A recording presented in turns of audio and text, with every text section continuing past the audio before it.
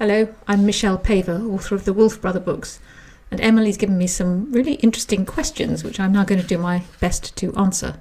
Forgive me if I read them out, I can't memorise them. When you first knew the Wolf Brother books would be a series, did you envisage where in the plot each book would be? Yes, Emily, the answer to that is yes. I mean, I knew very early on that when I was just thinking about Wolf Brother, that there was so much to Torak's journey that it couldn't be just one book. And pretty much within the space of about a week, I plotted out the places he'd go to. So I knew that in the second book he'd go to the sea, and I knew that in the third book he'd go to the far north, and then in the fourth book he'd go to the lakeland, and in the fifth book into the deep forest, and the sixth book into the high mountains. And I always do a sort of circle when I describe this, because that's how it felt like. And it was a very hot summer, and I sat out in my little garden, and it only took about a week to plan, just in essence, where he goes in each book, what the main conflict will be facing him and Wren and Wolf. And it was a really good time. It was like the whole thing had existed before and was just unrolling. It's never really happened to me before. And of course, each of those books, the first of the 6 Wolf Brother books, is a standalone story. You can read them out of order, but there is a sort of overarching storyline. And the same goes for Viper's Daughter, the 7th, which is, I've just written. That is a standalone book. You don't have to have read the previous books to enjoy it. But if you have, there is a continuation there as well. Second question. Yes. Do you decide the titles of each books in advance, or how do you decide the titles of each book? Do you plan them before or after you write the book? Yeah, titles, that's a tricky one. In my experience, they either come before you've written the book, sometimes way before. With my ghost story, Dark Matter, I had the title 10 years before I wrote the book. Or you spend the whole time writing the book thinking, what on earth is it called? Hold your nerve, you'll get a title, and eventually you get a title. Wolf Brother, that title came before I wrote the book. I think most of the others did. I was trying to think. Oathbreaker, I know, didn't. And it was one of those unnerving ones. And then I got it at the end. And Ghost Hunter actually was called The White Raven for most of the time I was writing it. And then it just didn't seem to fit with the others. And then I was reading about certain Native Americans who call wolves ghost hunters because they're so elusive. And I thought, oh, fabulous, that's my title. So yeah, they are tricky ones. How long does each book take to write? Yes. I think I'm quite a slow writer, and these are quite laborious books because there's so that's a long way of saying that it takes about a year. I do quite a lot of planning of the plot, but I have to say a plan is a plan, not a blueprint. I don't stick to it rigidly, but and then I do a sort of flow sheet. This is the one to Ghost Hunter. I don't know if you can see, but it's a little bit scribbled on, but I like to have that on one piece of paper so I can sort of see what I'm doing.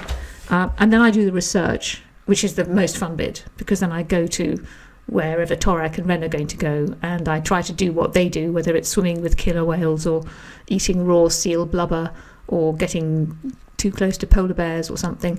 For Viper's Daughter, I went up to Alaska and the Haida Gwaii off the Canadian coast. I went to Wrangel Island, the last known home of the woolly mammoth.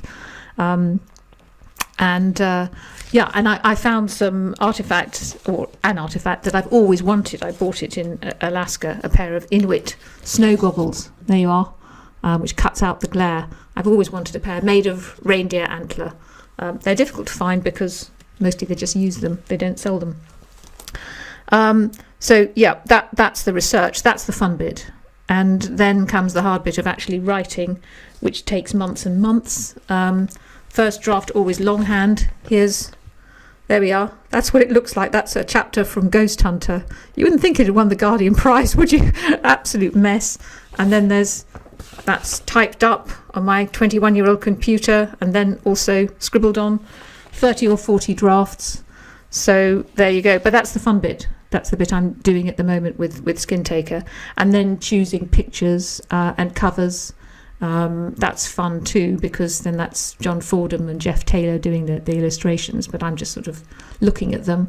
And then the pinnacle is when Ian McKellen records the audiobook, and I just get to sit in the studio. That's my reward. So there we are. Yeah, it's a busy year. Yes, the next question. Torek has been on quite an adventure. He certainly has.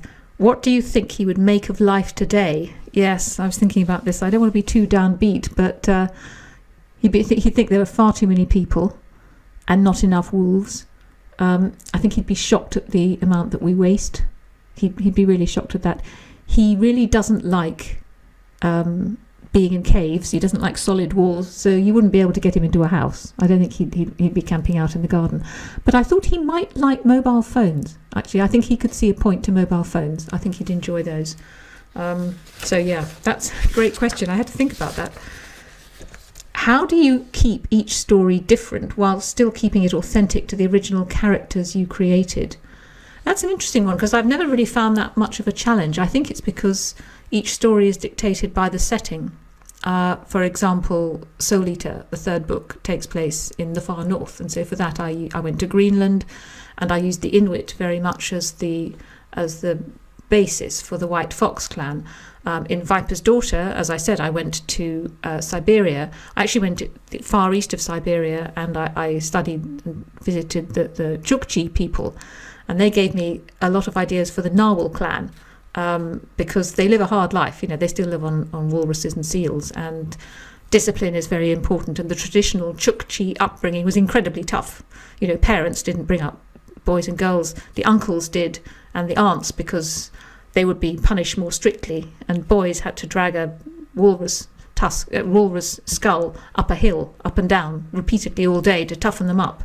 So that gave me a lot of ideas for the Narwhal clan. How the characters, respond to it, I mean, that's just a gift, because I know Torek and Ren very well, and Wolf, and, the Narwhal clan have no idea of equality. I mean, they regard women as sort of half men. That's what they call them. Imagine how Ren, who's grown up in an egalitarian society like the Ravens, how she's going to deal with that. They say women can't be mages. Well, get over it. I'm a woman. And then the Narwhals say, well, you must have a man's spirit inside you. It's quite fun, that. Next question. Ren definitely finds out more about herself in Viper's Daughter. Do you think this discovery of herself is something readers can relate to? Yeah, that's an interesting one. Let me just say to anyone who hasn't read Viper's Daughter, in that story, it starts 2 summers after the end of the last book, Ghost Hunter. And I should say, actually, that I wrote Viper's Daughter both to appeal to existing fans of all ages and to new readers in the sort of 9 to 12 age bracket. So although Ren and Torek are a mated pair, I have been careful to write it so that, we satisfy the older readers who want to know how they're getting on in that relationship without grossing out the 10-year-olds or their parents. So it's all about hinting, just hinting at the double sleeping sack and that sort of thing. But anyway, in the story, we start off with Ren realising that Torek is in danger and she's the threat. So to protect him, she leaves. But of course, Torek and Wolf head off to find her, and their journey takes them into the far north, and then beyond to the edge of the world, a land of giant ice caves and volcanoes and mammoths.